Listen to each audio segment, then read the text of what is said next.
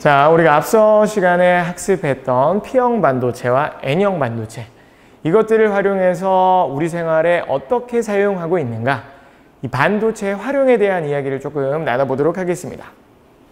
가장 첫 번째로 다뤄볼 게 뭐냐? 바로 다이오드인데요. 다이오드는 다른 이름으로는 PN 접합이라고도 부릅니다. PN 접합. 이름만 들어도 어떻게 만드는지 느낌 오시죠? 그래요. PN을 접합하는 거예요. 말 그대로 붙인다는 얘기죠. 보세요. P형 반도체가 있죠. P형 반도체. 그리고 N형 반도체가 있죠. N형 반도체. 얘네를 어떻게 한다고요? 접합시키는 거예요. P형 반도체는 전기적으로 어떤 성질을 띈다 그랬습니까? 그쵸? 중성. N형 반도체도 중성이죠. 그죠? 이 중성인 P형과 N형을 접합하게 되면 어떤 놀라운 일이 벌어집니다. 이 자연의 특징이에요. 어떤 놀라운 일이 벌어지느냐? 보세요. 결합적 측면에서 봤을 때 어쨌건 P형 반도체는 N형보다 무엇이 많대 그랬죠? 양공이 많죠. N형 반도체는 P형 반도체보다 자유전자가 많대 그랬죠. 그래서 상대적인 농도차가 생겨요. 무슨 소리냐? P형은 N형에 비해 무엇의 농도? 양공의 농도가 높은 상태이고 N형은 P형에 비해 자유전자의 농도가 높은 상태예요. 중성이긴 하지만 결합적 측면에서 봤을 때 이런 농도 차이는 현재 있는 상태입니다. 그런 농도 차이가 있는 두 반도체, 불순물 반도체를 접합시켰으니 어떤 일이 일어날까요? 자, 이렇게 접합을 딱 시켜버립니다. 붙인다는 얘기죠. 접합시키면 이 농도차가 발생하다 보니까 어떤 현상? 확산이 일어납니다. 농도차가 생기면 확산이 일어나죠. 이전까지는 떨어져 있어서 확산하지 못했다면 이제 붙여버렸으니까 붙여진 이 접합부를 기준으로 해가지고 확산이 막 일어나는 거예요.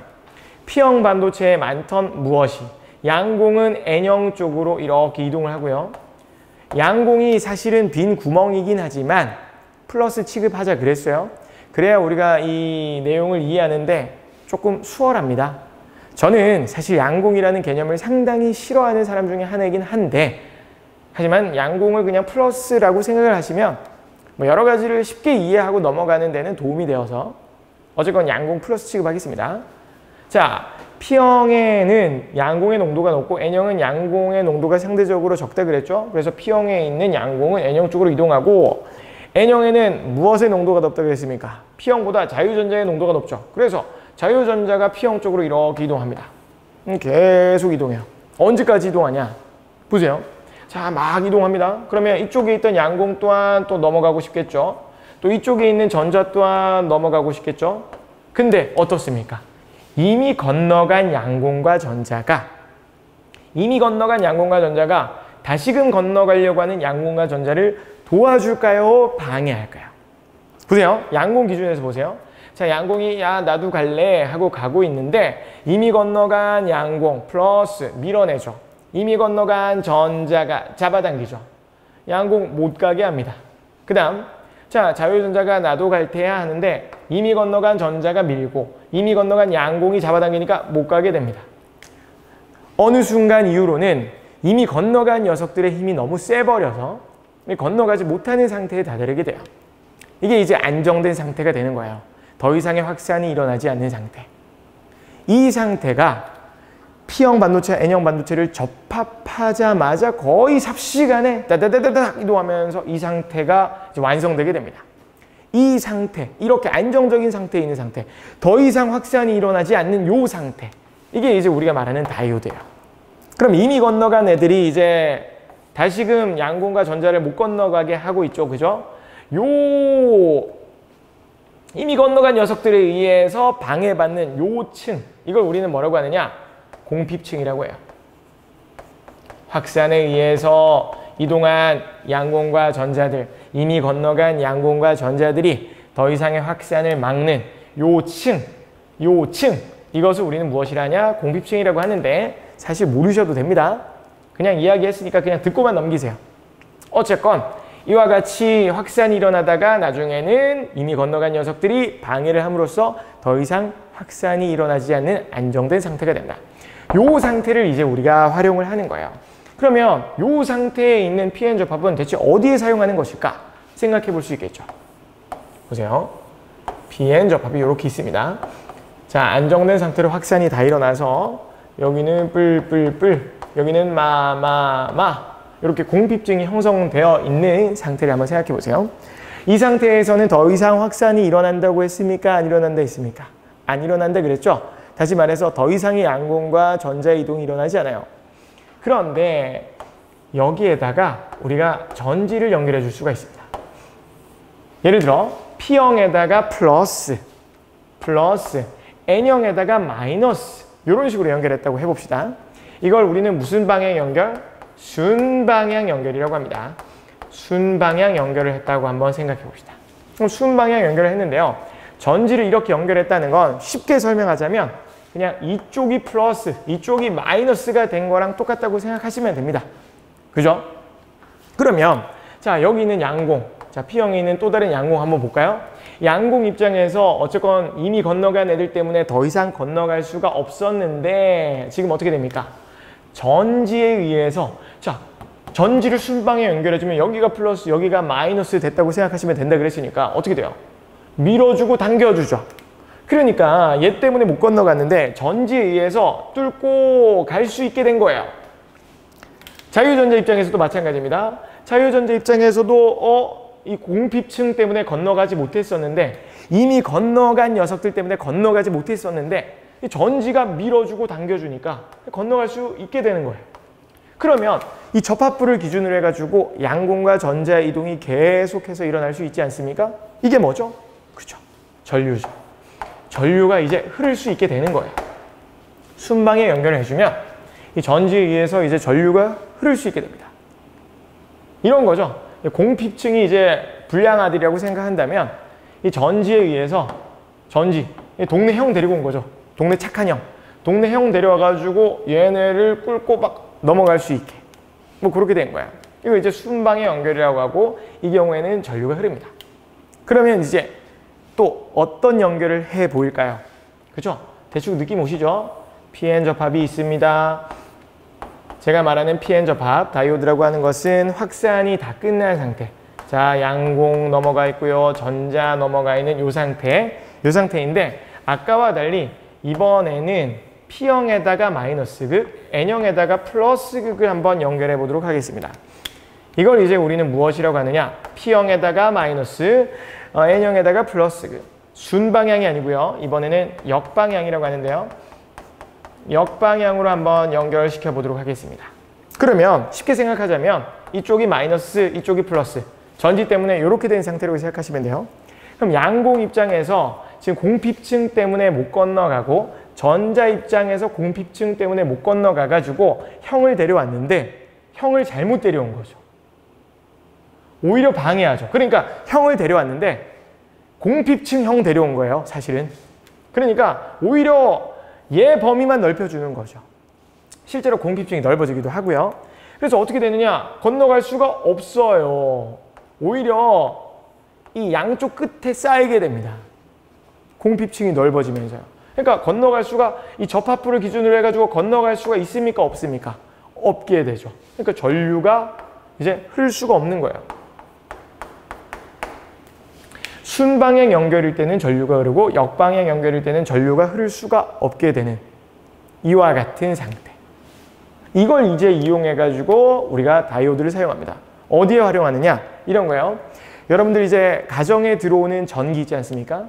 얘는 뭐 지금 여기 뭐 불도 그렇고 우리가 가정에서 사용하는 이 콘센트 꽂아가지고 사용하는 이 전기는 교류 전류입니까? 직류 전류입니까? 그렇죠? 교류죠, 교류. 교류라고 하는 것은 전류 방향이 왔다리 갔다리 왔다리 갔다리 왔다리 갔다리 뿔마 뿔마 뿔마 이렇게 왔다리 갔다리 하는 거야. 전류가 이쪽으로 흘렀다 저쪽으로 흘렀다 이쪽으로 흘렀다 저쪽으로 흘렀다. 이런 교류 전류가 들어옵니다. 근데 자 생각해 보세요. 자 여기 이제 제 휴대폰이거든요. 그럼 여러분들 이 휴대폰 같은 걸 충전을 할 때 한번 생각해 보시면 휴대폰 충전 어떻게 합니까? 여기 안에도 이제 배터리라는 게 있죠.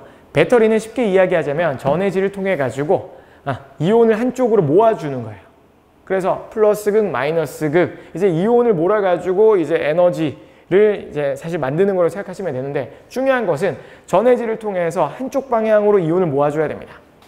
뭐 너무 쉽게 설명했으니까 이걸 가지고 뭐 배터리 원리라고 다 생각하시지 마시고 간단히 이야기하자면요. 어쨌건 이온을 한쪽으로 몰아줘야 돼요. 근데 교류 전류를 넣어준다고 생각해 보세요. 그러면 이온이 저쪽 갔다 저쪽 갔다 저쪽 갔다 저쪽 갔다 이러면 충전이 잘 되겠습니까? 안 되겠습니까? 안 되겠죠. 이 휴대폰에게 필요한 건 교류 전류가 아니에요. 증유 전류란 말이죠. 그럴 때 사용하는 것이 바로 이 다이오드입니다. 여러분들 충전기 보시면 충전기 이렇게 콘센트 꼽는 게 있고요. 이만큼 두껍하고 선이 있고 여기 뭐 C핀 뭐 이런 게 이렇게 달려 있죠. 그죠? 그럼 보시면 여기가 두꺼울 이유가 무엇일까요? 바로 이곳에 다이오드가 들어있기 때문입니다. 그래서 다이오드를 넣어줌으로써 이쪽으로 흐르는 신호는 통과, 뭐 순방향은 통과, 역방향은 패스, 통과, 패스, 통과, 패스 이렇게 해가지고 특정 방향으로의 전류만을 통과시켜주는 거예요. 이걸 이름하여 무엇이라 하느냐? 특정 방향으로 전류만을 걸러주죠. 정류작용을 한다고 합니다. 전류를 걸러주는 거예요. 정류작용. 그래서 다이오드는 교류를 증류로 바꿀 때 쓰는데요. 근데 제가 지금 설명한 것처럼 얘는 보내고 얘는 안 보내고 얘는 보내고 얘는 안 보내고 하면 솔직히 말해서 너무 에너지 아깝지 않습니까? 그죠? 그래서 여기 안에는 다이오드가 여러 개 들어가 가지고 어떤 회로를 구성을 해요. 그리고 축전기라고 하는 녀석도 있습니다. 그래서 이 반대로 흐르는 걸 뒤집어 줍니다. 이렇게 뒤집어 주고 축전기까지 넣으면 어떻게 되느냐? 이렇게 직류에 가깝게 한쪽 방향으로 흐르는 전류를 다 바꿔줄 수가 있어요. 옛날 교과서에서는 이거 원리까지도 조금 자세히 다뤘었는데 이번 교과서로 들어가면서 이런 원리까지는 좀 빠지긴 한 것 같지만 어쨌건 이렇게 만들어주는 겁니다. 이런 역할을 하는데 무엇이 사용되느냐? 다이오드가 사용된다는 거예요. 우리 생활과 아주 밀접한 관계가 있습니다. 정류작용을 하는 다이오드. 근데 다이오드 어디서 조금 이름을 들어보지 않았습니까? 다이오드. 그래요. 자, 어떤 다이오드? 발광 다이오드. 이름하여 발광 다이오드. 이름하여 우리가 뭐라고? LED라고 부르는 녀석이 있죠. 이것 또한 다이오드예요. 다이오드입니다. 다만 주된 목적이 발광일 뿐인 거예요. 발광 다이오드 보시면 이렇게 생겼죠? 이렇게 한쪽 길고 한쪽 짧게 돼 있죠. 그래서 여러분들 한 번이라도 연결해 보셨다면 이쪽 긴 곳에다가 플러스극, 전지 플러스극, 짧은 곳에다가 마이너스극 연결해야지만 이렇게 불이 들어와요. 왜 그러냐? 다이오드이기 때문에 순방향으로 연결해야지만 불이 들어오기 때문이에요. 역방향, 거꾸로 연결하면 불 안 들어옵니다. 그럼 순방향 연결했는데 불이 왜 들어오냐? 이런 거예요. 자, 공핍층을 뚫고 이제 순방향으로 연결하게 되면 양공과 전자가 이제 드디어 움직일 수 있게 된다 그랬죠. 양공은 P형에서 N형 쪽을 향하고 자유전자는 N형 쪽에서 P형 쪽을 향해 가지고 막 나아가는 거예요. 이 공핍층을 뚫고요. 그럼 이 접합부에서 양공과 전자가 어떻게 되게 돼 있습니까? 만나게 돼 있는 거예요. 만나면서 어떤 일이 발생하느냐? 에너지가 남아요. 이게 물리학 1에서는 조금 더 자세히 배우긴 하는데 통합과학에서는 뭐 거기까지 얘기하지 않겠습니다. 에너지 띠 이런 것까지 얘기할 수는 없으니까 어쨌건 양공과 전자가 접합부에서 만나면서 에너지가 남고 그 에너지가 방출되는데 이 에너지가 이제 빛의 형태로 방출이 되겠죠. 그 빛이 우리가 눈에 볼 수 있는 가시광선 영역대로 만들어 가지고 활용하는 것. 그래서 빛을 내는 것을 주된 목적으로 활용하는 것. 그게 발광 다이오드예요. 똑같이 다이오드입니다. 하지만 주된 목적이 발광이라는 차이가 있을 뿐이죠. 그죠? 자, 다이오드. 반도체를 활용해서 사용하는 것. 하나 알아봤고요. 그 다음 또 다른 예시가 있는데 이게 뭐냐? 트랜지스터예요. 트랜지스터. 트랜지스터 역시 반도체를 활용하는데 지금 제가 이야기하는 트랜지스터는 뭐 다양한 트랜지스터 중에서도 BJT 트랜지스터를 이야기합니다. 이 BJT 트랜지스터는 어쨌건 다이오드처럼 P형 반도체, N형 반도체를 접합해서 만드는 거긴 하는데요. 얘는 3개의 반도체를 이용합니다. 어떻게 해요? PNP, 또는 NPN과 같이 P형 반도체 2개, N형 반도체 하나, N형 반도체 2개, P형 반도체 하나 이렇게 3개를 가지고 접합을 시켜가지고 만드는 거예요. 그러면 일단 얘네 둘은 달라 보이지만 사실 원리는 똑같거든요. 원리는 똑같기 때문에 PNP 반도체를 가지고 이야기를 조금 해보도록 할게요. PNP, PNP 이런 식으로 접합시킨 거예요. PNP, PNP 앞에서 봐도 PNP, 뒤에서 봐도 PNP 똑같죠? 그러면 얘를 사실 이렇게 끼우나 뒤집어서 끼우나 어떻게 했어요? 똑같이 쓸 수 있을 것 같지만 그렇지 않습니다. 여기 P형과 여기 P형은 달라요. 그냥 PNP라고 하면 같아 보이지만 여기 P형과 여기 P형은 다릅니다. 그래서 우리는 이름을 조금 더 붙여줍니다. 어떻게 해요? 이미터, 베이스, 컬렉터라고요. 그러니까 같은 P형, P형이긴 하지만 이미터와 컬렉터 P형은 달라요. 뭐가 다르냐? 도핑 정도가 일단 다릅니다. 도핑 정도가 다르기 때문에 얘를 거꾸로 뒤집어서 쓸 수 있느냐? 아니에요. 알겠죠? 얘도 방향성이 있는 거예요. 그럼 이런 이미터, 베이스, 컬렉터로 구성된 트랜지스터, PNP가 있는데 얘를 이제 어떻게 사용하느냐? 얘를 사용하기 위해서는 기본 세팅이 필요한데요. 일단 자 여기 컬렉터, 여기 오른쪽에 있는 P형 없다고 생각해 보세요. 그럼 이거 뭐죠? 이미터 베이스만 보세요. PN 접합이죠. 그래요. 그냥 PN 접합인 거예요. 이 이미터 베이스 사이에 일단 전지를 연결해 줍니다. 전압을 걸어줘요. 전지를 연결한다기보다는 전압을 걸어준다는 표현이 더 좋을 것 같습니다. 자, 전압을 걸어주는데 P형에 무엇이 되게요? 플러스가 되게. N형에 무엇이 되게요? 마이너스가 되게. 무슨 연결이죠? 그렇죠. 순방향 연결로 걸어줍니다. 그 다음 자 이미터 빼고 보세요.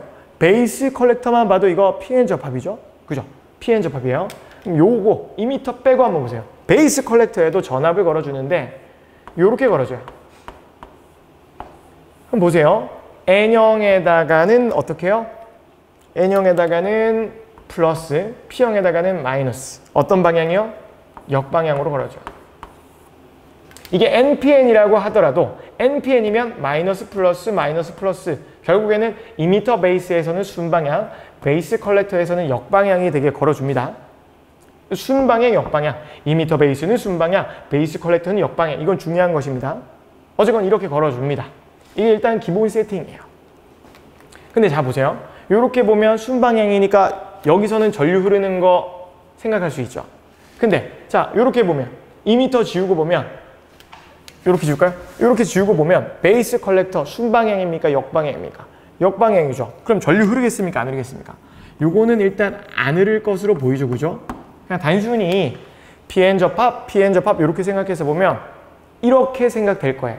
근데 잘 보시면 여기 그 N형 반도체가 다시 말해서 베이스가 두께가 어떻습니까? 상당히 얇죠? 상당히 얇습니다. 그래서 이게 상당히 얇기 때문에 어떻게 되느냐? 또 다른 일이 일어나는 거예요. 그냥 보세요. 일단 요거 가리고 봅시다. 이거는 영락 없는 PN 접합이죠. 그죠? 양공, 전자가 있으면 얘는 순방향 연결이니까 이렇게 만날 거란 말이에요. 그러니까 전류가 흐르겠죠. 이렇게는. 근데 여기가 상당히 얇죠. 상당히 얇다 보니까 어떤 일이 일어나냐면 이 양공이 베이스를 넘어서 이미터에 있는 양공이 베이스를 넘어서 어디까지도 컬렉터까지도 넘어갈 수 있게 되는 거예요. 얘가 되게 얇다라는 건 아주 큰 특징이에요. 얘가 아주 얇기 때문에 어디로요? 컬렉터 쪽으로 양공이 넘어갈 수가 있습니다. 양공이 넘어가 버리면 어떻게 되느냐? 이 양공 입장에서 보세요. 이 역방향이라고 연결되어 있지만 양공 입장에서 봤을 때 얘는 이제 얘가 흐르는 것을 도와주게 되죠. 그래서 이쪽으로는 전류가 안 흐를 것 같았는데 이쪽으로도 전류가 흐르게 됩니다. 이게 가장 큰 특징이에요. 그래서 이런 거죠. 이미터로 들어간 전류가 단순히 생각했을 때 이거 순방향, 이거 역방향이니까 베이스로만 전류가 흘러나올 것 같았는데 베이스가 원체 얇다 보니까 컬렉터로도 양공 이동해서 이 역방향 전압에 도움을 받아가지고 어떻게 돼요? 컬렉터로도 전류가 흐르게 되는 거예요. 이미터로 들어간 전류가 베이스와 컬렉터로 나눠지게 되는 거예요. 하지만 합은 변함이 없겠죠? 예를 들어서 여기에 100이 가게 된다? 그러면 베이스와 컬렉터로 나오는 것 또한 합해서 얼마가 돼야 되죠? 100이 돼야 됩니다. 그래서 이미터로 들어간 전류가 베이스와 컬렉터로 나오게 됩니다. 그러면 중요한 것이 뭐냐? 대부분의 전류가 어디로 흐르냐? 베이스가 아닌 그냥 양공을 보면 이 베이스가 아닌 컬렉터 쪽으로 이동하는 거예요. 그러니까 전류가 컬렉터 쪽에 흐르는 전류가 베이스보다 훨씬 더 많아지게 돼요. 얇고 충분히 이게 갖춰진다면, 그래서 어떤 식으로 100의 전류가 이미터로 들어간다. 그럼 베이스로는 1, 컬렉터로는 99 이런 식으로 대부분이 컬렉터로 흐르게 됩니다. 전압 조절을 통해 가지고 여기 순방향 전압 조절을 통해 가지고 베이스로 흐르는 전류를 2로 만들어준다? 그럼 어떻게 해요? 198이 되는 거예요. 이렇게 흐르게 만들어주는 겁니다. 그럼 잘 보다시피 어떻게 됩니까? 몇 대면? 1대 99의 비를 갖추게 되었죠. 이 비는 트랜지스터의 성격이에요. 어떤 트랜지스터냐에 따라서 이 비가 정해져서 나옵니다. 막 이게 얘를 조절해가지고 이걸 바꾸는 거 아니에요. 그죠? 기본적인 회로를 바탕으로 이야기한다면 이 비는 바뀌는 거 아닙니다. 이 비는 트랜지스터의 성질입니다. 이걸 막 바뀐다고 이야기하는 데도 있는데 그거는 아니에요. 그건 막 또 다르게 막 복잡하게 회로를 구성하면 그럴 수는 있지만 일반적으로 교과서에서 나오는 이 비는 고정된 비를 이야기한다고 생각하시면 됩니다. 어쨌건 중요한 것이 뭐냐면 이렇게 베이스에 흐르는 전류와 컬렉터에 흐르는 전류가 특정한 비를 갖게 된다는 사실이죠. 이와 같은 회로 구성을 통해 가지고. 그러면 이게 그럼 대체 어떤 의미가 있는가? 이런 거예요. 자, 베이스로 들어가는 전류에다가 이제 이렇게 어떤 신호를 넣어주는 거예요. 작은 신호를 넣어주면 얘네가 전부 다 연결돼 있죠. 베이스와 컬렉터 흐르는 전류 어떤 비를 갖고 있다고요? 이와 같은 일정한 비를 갖고 있다 그랬죠. 그러면 이 일정한 비에 따라서 베이스로 넣어준 신호가 컬렉터로 나올 때는 어떻게? 증폭되어서 나오게 됩니다. 작은 신호를 증폭되게 만들어주는 거예요. 오해하시면 안 됩니다. 그러면 에너지가 갑자기 늘어난 거예요? 아니요. 에너지 보존 법칙 절대 위배하지 않고요. 이렇게 기본 구성한 회로로부터 에너지를 얻는다고 생각하시면 되고, 작은 신호가 어쨌건 이 특정 비에 맞춰가지고 컬렉터로 나오면서 커진다는 거. 에너지 보존 법칙을 절대 위배하진 않습니다. 이렇게 신호를 크게 만들어주는 거예요. 이렇게 작은 신호를 빵 키우는데 활용되는 게 바로 뭐냐? 트랜지스터입니다. 그래서 이 트랜지스터의 대표적인 사용처가 일단 이 증폭작용에 쓰입니다. 증폭작용. 또 다른 데에도 사용되는데요. 어디에도 사용될 수 있느냐? 이렇게도 사용될 수 있습니다. 자, 보세요. 어쨌건 여기 순방향 전압을 이제 조절을 할 수가 있는데, 순방향 전압 조절을 해가지고 얘가 너무 낮은 값으로 떨어지게 되면, 사실 보세요. 이렇게 보면 이거 뭐라고 그랬죠? 다이오드라 그랬죠? 이 사이에도 무슨 층이 있다고요? 뭐 공핍층처럼 이렇게 있을 거 아니에요? 그럼 이 순방향으로 연결된 전압이 너무 떨어지게 되면 이 공핍층을 넘어설 수 없는 거예요. 다시 말해서 베이스로 흐르는 전류가 순방향 전압을 너무 낮추게 되면 베이스로 흐르는 전류가 얼마가 되냐? 이게 0이 돼버려요. 그러면 베이스로 흐르는 전류가 0이 돼버리면 컬렉터로 흐르는 전류도 당연히 얼마가 되겠습니까? 0이 되겠죠. 그래서 이 전압 조절을 통해 가지고 베이스로 흐르는 전류를 차단시켜 버려 가지고 컬렉터로도 전류가 흐르지 않게 만들 수 있어요. 또 높여주면 어떻게 해요? 또 전류가 흐르는 거예요. 전압을 낮춰주면요, 안 흐르는 거예요.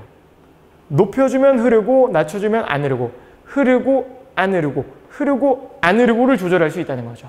전류가 흐르고 1, 전류가 안 흐르고 0, 1, 0, 켰다 껐다, 온, 오프를 할 수 있습니다.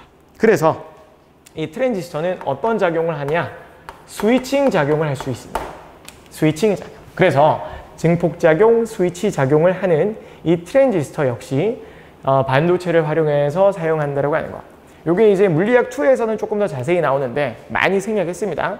간단히만 이야기하면 이렇게 컬렉터 빼면 순방향, 이미터 빼면 역방향. 그냥 단순히 생각하면 이쪽으로 전류 안 흐를 것 같지만 베이스 얇게 해가지고 만들면 이쪽으로도 전류 흐르고, 이렇게 얇게 해가지고 잘 만들었기 때문에 대부분의 전류가 베이스가 아닌 컬렉터로 흐르면서 베이스와 컬렉터 사이에 특정 비를 구성하게 되는데, 이 특정 B가 구성되어 있음으로 인해 이렇게 구성되어 있는 회로에 베이스 쪽으로 작은 신호를 집어넣어주면 컬렉터 쪽으로 이 B만큼 증폭되어서 신호가 나오게 되는 이러한 것도 트랜지스터의 역할, 증폭 역할이고요.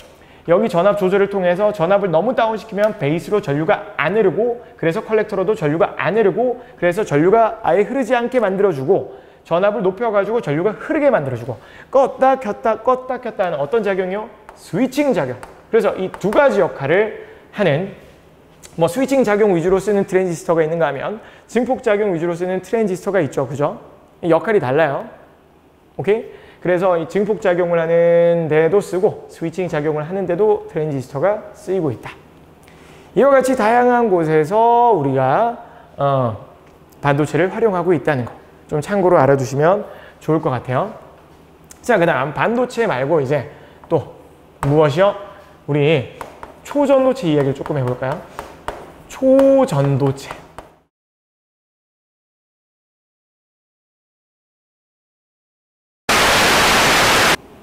이게 다 찍고 나서 보니까 마이크 전원이 꺼져가지고 다 날아갔습니다. 뒷부분이. 그래가지고 지금 저쪽으로 넘어가다가 끊겨가지고 지금 다 지우고 나서 확인해 보니까 다 날아갔어요. 그래서 지금 다시 조금 설명을 하도록 하겠습니다. 연속적이지 못한 점 죄송합니다. 이거 되게 싫어하는데 뼈 빠지게 다 찍어 놨더니 다 날아가 버렸어요. 그래서 일단 뭐 다시 얘기하겠습니다. 자, 방금 트랜지스터에 대해서 이야기를 했고요. 추가적으로 이제 신소재에 해당하는 몇 가지 조금 알아보도록 할게요. 뭐냐? 초전도체예요. 초전도체. 초전도체에 대해서 한번 알아보도록 할게요. 초전도체는 말 그대로 초전도체입니다. 슈퍼. 드래곤볼 보셨습니까? 초사이어인, 슈퍼사이어인 하죠? 슈퍼란 뜻이에요. 슈퍼적으로 전도가 잘 되는 초전도체. 그러니까 슈퍼적으로 전도가 잘 되는 물체라고 생각하시면 돼요. 전도라고 하는 것은 전기 전도성을 이야기하는 것인데요. 이 초전도체 현상, 초전도 현상을 처음에 어떻게 발견했는가? 했던 얘기 두 번 하려니까 되게 쉽지 않네요. 1911년에 네덜란드의 과학자인 오너스라는 사람이 이 현상을 처음으로 목격을 했습니다. 수은을 가지고 이제 실험을 했는데 어떤 현상을 목격했냐면 이런 거예요. 수은을 온도를 계속 떨어뜨려 봤어요. 온도를 떨어뜨려 봤더니 온도가 떨어지면 떨어질수록 뭐 저항이 조금씩 줄어들긴 했는데 갑자기 어떤 온도 이하에서 막 저항이 엄청나게 급변합니다. 어떻게 변하느냐? 어떤 온도. 그 어떤 온도를 우리는 이제 임계 온도라고 부르는데 그 임계 온도 이하로 떨어지면서 저항이 얼마가 돼버렸다? 0이 돼버렸어요. 수은이 이런 특징을 가졌다는 사실을 알게 된 거예요. 이 초전도 현상이죠. 저항이 0이 되는 현상. 임계 온도 이하로 떨어지면서 저항이 0. 저항이 0이면 전기가 잘 통하죠. 슈퍼전도가 되는 거죠. 전기 전도성이 슈퍼적으로 아주 뛰어나게 되는 거. 이 현상을 발견했습니다. 이 초전도 현상 되게 신기하지 않습니까? 그러면 이렇게 저항이 0이 되면 우리가 어디에 쓸 수 있을까요? 생각해 보세요. 저기 보면 이 발전소에서 전기를 생산해내죠. 그죠? 이렇게 생산해낸 전기를 송전선을 통해 가지고 가정 또는 회사 또는 학교로 보내지 않습니까? 근데 이 송전선 역시 무엇이 있기 마련이냐면 저항이 있기 마련이에요. 그러면 저항이 있으면 송전선에서 전기를 보낼 때에도 여기서도 이제 에너지를 전묵 그러니까 깎아 먹는다는 얘기죠. 손실이 발생하기 마련입니다. 손실이 얼만큼 발생하느냐? 요건 이제 2학기 때 우리가 한번 학습을 같이 해볼 거예요. 일단은 패스. 자, 손실이 일어나기 마련입니다. 하지만 저항이 0이 되는 물질이 있다면 여기서 저항이 없으니까 손실이 일어나겠어요? 안 일어나겠어요? 일어나지 않겠죠. 그러니까 이 초전도 현상은 정말 놀라운 현상인 거예요. 우리가 손해보는 에너지를 손해보지 않게 만들 수 있는 기술이라는 거죠. 근데 이 임계 온도 이하로 떨어졌을 때만 그 현상이 일어나는데 수은은 몇 켈빈일 때요? 4켈빈일 때요. 영하 269도 정도 되죠. 이거 가지고는 우리가 상용화하기는 어려움이 있죠. 그래서 와 놀라운 현상이야 정도였는데 이 이후에 1987년도가 되었을 때 폴 추라는 미국의 과학자, 미스터 추라고 할까요? 미스터 추 씨가 이제 이보다 더 높은 온도, 몇 켈빈 이상에서요? 77켈빈 이상. 77켈빈 이상이라고 하면 액체 질소로도 커버 가능한 그 온도예요. 4켈빈에 비하면 상당히 높은 온도죠. 그죠? 이 상당히 높은 온도에서 이제 초전도 현상이 일어나는 물질을 찾아냅니다. 그래서 이 이후로부터 이제 우리는 계속해서 연구하고 있죠. 더 높은 온도에서 초전도 현상이 일어나기를 기원하면서 연구하고 있어요. 그러니까 그렇게만 된다면 이 손실을 없앨 수 있고 우리 삶을 풍요롭게 만들어줄 수 있지 않습니까? 그래서 이게 새로운 소재로서도 이제 우리가 연구를 하려고 하고 있는 부분이에요. 자, 근데 이뿐만 아니라 초전도체는 또 다른 특징이 있는데요. 바로 마이스너 효과라는 특징이 있습니다. 마이스너 효과가 초전도체에서도 일어나는데 마이스너 효과가 뭐냐? 이런 거예요. 자, 초전도체가 있는데 이제 임계온도 이상의 상태를 한번 생각해 봅시다. 그러니까 이와 같은 상태가 되지 않은 그냥 뭐 일반적인 물질인 상태죠. 이 초전도체가 임계온도 이상일 때는 외부에서 자기장을 걸어주면 예를 들어서 뭐 이쪽에 N극, 이쪽에 S극 해가지고 자기장을 걸어주게 되면 이 자기장이 초전도체를 다 뚫고 지나가요. 그런데 임계온도 이하로 떨어지게 되면 이 초전도체를 임계온도 이하로 낮춰주게 되면 좀 다른 현상이 일어납니다. 뭐냐? 자, 외부 자기장을 이렇게 걸어주죠. 그러면 얘가 지금 임계온도 이하로 떨어지게 되면 저항이 0이 된다 그랬죠? 저항이 0이 되면 뭐가 잘 통한다고요? 전류가 잘 흐른다고요? 그래서 얘 어떻게 하느냐? 외부 자기장을 상쇄시키는, 그러니까 외부에서는 이쪽으로 자기장을 걸어주면 얘는 지 스스로 전류를 흘려서 전류가 있으면 자기장을 만들거든요. 지 스스로 반대되는 자기장을 막 만들어요. 그래가지고 자기를 통과하는 자기장을 어떻게 해버리냐? 상쇄시켜버립니다. 그래서 밖에서 보면 외부 자기장이 초전도체를 통과하지 못하게 되는 것으로 보이죠. 자, 보세요. 반대로 자기장 만들죠. 이쪽이 N, 이쪽이 S극이라면 얘는 자기 스스로 자기장을 만들어서 전류를 흘러 자기장을 만들어서 반대되는 극으로 만들어버리는 거예요. 그러니까 NS라면 이거 보세요. 얘가 NS라면 SN, SN 요 극이죠. 그죠? 요렇게 만들어져 있는 거에 비해서 자기 스스로 반대로 자기장을 만들어서 반대의 극으로 만들어버립니다. 자석은 N극만 존재하고 S극만 존재할 수 없죠. 이쪽에 N, 이쪽에 S극이 있다는 건 SN, SN 이렇게 외부 자석 방향이 이렇다면 자기 스스로 NS극을 만들어버리는 거예요. 그럼 어떻게 되냐? 이게 뜨게 되겠죠. 그죠? 이와 같이 뜨게 만드는 것. 이게 바로 마이스너 효과예요. 반대. 자, 내부에 있는 자기장을 0을 만들어서 자석에 대해 반대되는 방향으로 자성을 만드는 것. 반자성 효과죠. 이걸 이제 만드는 것. 이걸 이용하면 이제 자석에 뜨니까 마찰을 최소화할 수 있는 어떤 열차? 자기부상 열차 같은 걸 만드는데 이 기술이 사용될 수 있지 않을까요? 그죠? 근데 사실 이 마이스너 효과만 가지고 자기부상 열차를 이야기할 수는 없고요. 사실 여기다 추가적으로 플럭스 피닝이라고 해가지고 양자 고정이라고 하는 이 효과가 있는데 요거를 사실 조금 알아야지 엄밀히 말하면 우리가 방금 이야기했던 자기부상 열차를 좀 더 자세히 이해할 수 있어요. 이거 없이는 안정적이게 떠 있는 걸 설명할 수 없거든요. 그래서 여러분들이 관심이 좀 있다면 플럭스 피닝도 조금 알아보시기 바랍니다. 어쨌건 내부의 자기장, 자기를 통과하는 자기장을 지 스스로 전류를 만들어서 상쇄시킴으로써 이 외부 자석과 반대되는 방향으로 자기적 성질을 만들어서 자석에 뜨게 되는 현상, 마이스너 효과예요. 알겠죠?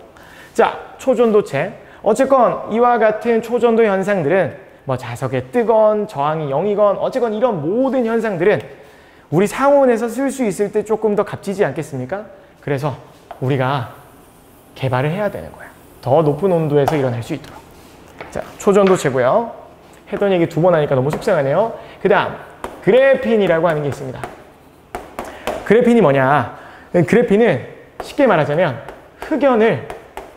흑연이 이제 여러 겹의 탄소층으로 되어 있는데 흑연을 잘 잘라가지고 한 겹만 떼어내게 되면 그게 바로 뭐가 되느냐? 그래핀이 됩니다. 근데 이렇게 한 겹을 뜯어내면 이 그래핀은 아주 놀라운 성질을 갖게 되는데요. 전기 전도성이 엄청 좋고요. 그리고 열 전도도 엄청 좋고요. 강철보다도 튼튼하면서 아주 얇은 층이다 보니까 가시광선을 통과 막 시키겠죠. 투명해져요. 강도도 좋고 투명하기까지 합니다. 그래서 이런 특징들이 생겨버립니다. 이걸 한 겹을 뜯어내는데요. 이론적으로 이걸 한 겹을 뜯어내면 이런 특징들이 가질 거라는 거 생각을 했어요. 하지만 이걸 한 겹을 뜯어내는 게 쉽지 않죠. 많은 과학자들이 매달립니다. 이 나노 커트로 막 이걸 잘라내가지고 그래피 만들려고. 왜냐? 이 정도로 막 아주 우수한 성능을 가진 물질이니까요. 그렇지만 이게 쉽지 않았어요. 근데 2004년에 이걸 어이없게 성공을 합니다. 어떻게 하느냐? 흑연에다가 스카치 테이프를 붙여 딱 떼가지고 그 스카치 테이프와 그래핀 사이의 접촉력이 그 그래핀 층 사이에 그 흑연 층 사이의 인력보다 강해가지고 이걸 뜯어내는 거예요. 가장 한번 얇은 물질 만들어 볼까 해가지고 흑연, 그러니까 샤프신 같은 거에다가 테이프 붙였다가 탁 뗐는데 얼마나 얇을까 조사해 보니까 이게 그래핀인 거예요. 그 전에 과학자들 막 나노 커트 하려고 막 그렇게 애썼는데 이걸 이렇게 쉽게 분리해냈습니다. 하지만 이렇게 해가지고 그래핀을 얻어냈다고 하더라도 아직 연구는 필요하죠. 우리가 필요한 범위만큼 원하는 규모로 원하는 사이즈로 얻어내려고 하면 사실 이 테이프로 뜯어내는 작업은 엄청난 손기술을 요구하고 완전 원하는 대로 할 수는 없으니까 어쨌건 이렇게 얻어낸 걸 바탕으로 그래핀에 대해서 연구도 이루어지고 우리는 더더욱 추가적으로 원하는 방향으로 그래핀을 얻기 위해서 노력하고 있습니다. 이런 특징이 있으니까 이 그래핀 어디에 주로 사용할 수 있을까요? 그렇습니다. 차세대 디스플레이, 그 디스플레이, 전기 전도성 좋고 하니까 디스플레이에 사용할 수 있는 거예요. 그래서 많은 사람들이 이 그래핀에 매달리고 있다라는 사실, 그 정도만 조금 알아두시면 좋을 것 같아요. 제가 마이크가 나가는 바람에 쭉 수업을 못하고 다시 지워가지고 이렇게 좀 또 사실 이제 지금 학교를 퇴근할 시간이 되어가지고 급하게 조금 찍어봤는데 평소에는 집에서 찍다가 오늘 처음으로 학교에서 한번 찍어봤어요. 그래서 지금 밖에서 지금 불 끄길 기다리고 계셔가지고 좀 급하게 찍었는데 좀 빠르게 진행한 점 죄송하지만 이해해 주시기 바라면서 혹시 모르는 질문 있거나 하시면 댓글 달아주시면 좋을 것 같습니다. 자, 감사합니다.